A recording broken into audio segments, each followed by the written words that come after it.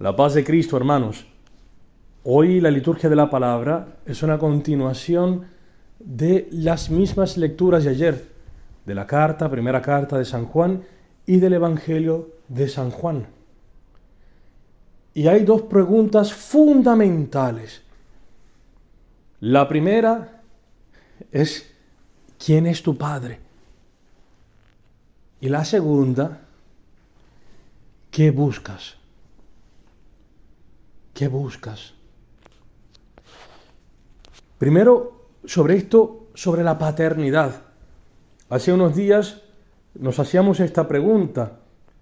¿Quiénes somos nosotros? ¿Quién soy? ¿Quién eres tú? Y el Señor, que no quiere que tú y yo vivamos en el engaño, pues nos deja claro que quiere dejarnos claro, y esto lo dice el apóstol San Pablo, que Dios a nosotros, que para el mundo no éramos, Dios nos ha elegido para que seamos en Cristo. Y en Cristo que seamos, ¿qué? Hijos de Dios. Ese es el plan de Dios. Esta es la verdad más íntima nuestra. Dios tiene un plan con cada hombre. Y es que en cada hombre se reproduzca la imagen de su Hijo. En el bautismo nosotros hemos recibido esta adopción filial. Pero la adopción que hemos recibido no es algo que queda estático, sino que es una cuestión dinámica, es una relación viva, dinámica, que Dios quiere tener con nosotros. Y que lo que ha iniciado en el bautismo lo lleve a su total perfección. Que nosotros crezcamos en Cristo hacia la plena madurez en Él. No basta que nosotros hayamos recibido el bautismo. No basta, digámoslo así, que tengamos un certificado de nacimiento que diga que somos hijos de Dios. No basta esto. Sino que es necesario que nuestra vida hable de nuestro Padre. En las Escrituras se habla de la paternidad de las obras. No basta, repito, que hayamos recibido esta marca indeleble. El bautismo no se borra. Hay una marca indeleble que Dios ha puesto sobre nosotros, indicando que le pertenecemos a Él. Pero al mismo tiempo, no basta esto. Dice San Pablo que solo aquellos que tienen el Espíritu de Cristo le pertenecen a Él. Y dice nuevamente que aquellos que son movidos por el Espíritu Santo son hijos de Dios. Y hoy la primera lectura dice unas palabras que para oídos de un religioso natural son escandalizantes. Escuchemos, dice: hijos míos, que nadie os engañe. Quien obra la justicia es justo, como Él es justo. Quien comete el pecado es del diablo, pues el diablo peca desde el principio. En esto se reconocen los hijos de Dios y los hijos del diablo. Todo el que no obra la justicia no es de Dios, ni tampoco el que no ama a su hermano. Por eso yo te hago esta pregunta hoy. ¿Quién es tu Padre? ¿Quién es el Padre de tus obras? Si en nosotros no se da la justicia, que es la justicia de la cruz, que es el amor a los hermanos y el amor a los enemigos, en nosotros, en nuestras obras, no está. Esas obras no le pertenecen a Dios Padre, sino que le pertenecen a otro padre, que es el demonio. Dios no puede ser padre de la mentira, de tu mentira, de mi mentira, no es padre de tu lujuria ni de mi lujuria. No, Dios no es padre de tu avaricia. Sería horrible decir algo así. Los hijos asemejan a sus padres. Por eso, Cristo dice, que vean vuestras buenas obras, que brille así vuestra luz, para que viendo vuestras buenas obras, den gloria, bendigan al Padre Celestial, a vuestro Padre. Que viéndonos nosotros, viendo nuestras obras, no se queden con los ojos fijos en nuestra persona, sino en la del Padre, que levanten los ojos y bendigan a Dios.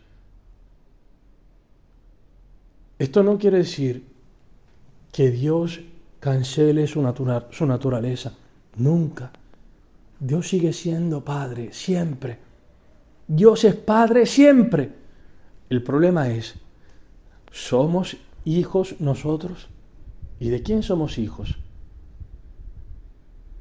Pero hay una buena noticia, hermanos, que independientemente de quién hoy tú seas hijo, Dios ha enviado a su Hijo unigénito, al único verdaderamente hijo suyo por naturaleza. ¿Para qué? Para deshacer las obras del diablo, para deshacer esta alianza que nosotros tantas veces hacemos con el demonio. Nosotros hacemos una alianza con el demonio a nivel existencial cada vez que pactamos con el pecado. Cuando tú, sabiendo el bien, y yo muchas veces, te empeñas en el mal, te decides, por ejemplo, a no perdonar a una persona, a no dirigirle más la palabra. Cuando decides cancelar la relación con una persona, no amándola más. Cada vez que te decides, no sé, quizá a hacerle un mal a alguien, a devolver con la misma moneda, cuando pactas para quizá engañar a tu mujer, cuando hacemos estos pequeños pactos o grandes, donde nos decidimos a pecar, hay una alianza existencial que hacemos con el padre de la mentira. Y Cristo ha venido para deshacer estas alianzas, de manera que nuestra única alianza sea con el Padre Celestial. Cristo ha venido para deshacer las obras del diablo. Y hoy en el Evangelio, San Juan lo anuncia, dice, ¡he ahí! Este es el Cordero de Dios. Ayer nos decía que es el Cordero de Dios que quita el pecado del mundo. Por eso te hago la segunda pregunta. ¿Tú qué estás buscando? Porque puede ser que también estemos buscando a Dios para que Él, digamos así, que nos afiance en estas alianzas con el demonio. Es decir, buscar a Dios para beneficios quizá económicos, de salud, buscando bienes pequeños que no son el bien supremo, que no son Dios. Es posible hacer esto, hacer de la religión, de nuestra relación con Dios, una relación mercantil. Por eso dice San Juan, no recibís porque no pedís, y porque pedís mal, pedís para vuestras concupiscencias. Me parece que es San Juan o Santiago, que en su carta dice esto, no saben pedir, y a veces nos sucede esto, que nuestra relación con Dios es así. Bien, cuando los discípulos de Juan escuchan esta voz, he ahí, este es el Cordero de Dios, referido hacia Jesús, y se le acercan, Jesús se vuelve y les pregunta, ¿qué buscáis? ¿Qué buscáis? Ellos responden, ¿dónde vives, maestro? ¿Dónde vives? En fin de cuentas dicen, te estamos buscando a ti, a ti. Y la realidad, hermanos, es que muchas veces, incluso en estas pequeñas alianzas que hacemos con el demonio y que a veces instrumentalizamos al Señor, en nuestras apetencias e incluso en nuestros pecados, hay un bien más grande que estamos buscando. En el fondo todos deseamos ser felices. Y la única fuente de la felicidad es Dios. No es el dinero, no es la salud, no es la comodidad. Se puede ser feliz en la precariedad, en la enfermedad, en las incomodidades. Se puede estar en paz en medio de la tormenta. La fuente de la felicidad es Dios. Y en el fondo cada hombre, incluso tus hijos, si están perdidos en las drogas o en algún mal, en el fondo desean todos la felicidad. El problema es saber dónde buscarla, cuál es la fuente. Y la fuente es Cristo. Y ellos preguntan, Maestro, ¿dónde vives? Y el verbo que se usa quiere decir permanecer, quedarse, vivir. Estos hombres, cuando han ido con Cristo, Cristo les ha dicho, venid y ved, hacer experiencia de dónde yo vivo, dónde yo moro. El prólogo de San Juan nos dice dónde está esta estancia del Señor, este permanecer de Él. Dice, el Hijo unigénito del Padre, que mora, que vive en el seno del Padre, Él nos lo ha revelado.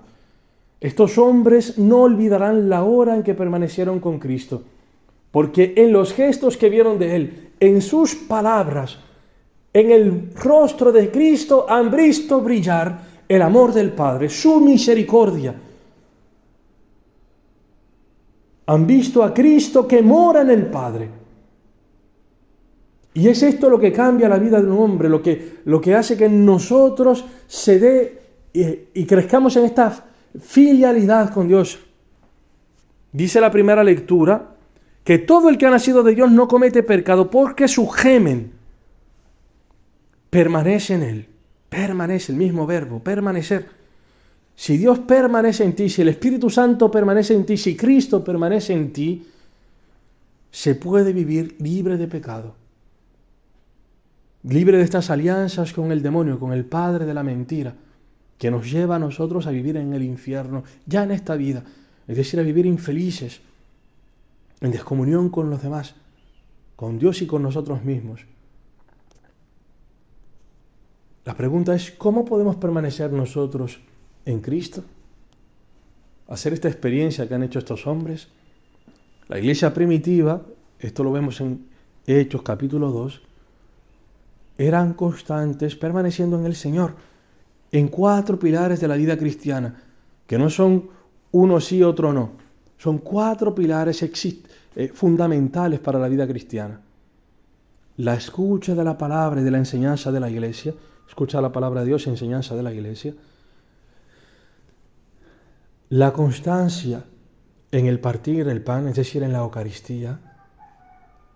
La constancia en la comunión, no seas cristiano sin una comunidad. Y la constancia en la oración. Ánimo, hermanos, que el Señor nos ayude a poder permanecer en Cristo, a deshacer nuestras alianzas con el padre de la mentira, para poder permanecer con el único y verdadero Padre que da la vida, y la vida en abundancia, la vida eterna, en su Hijo Jesucristo. Alabado sea Jesucristo.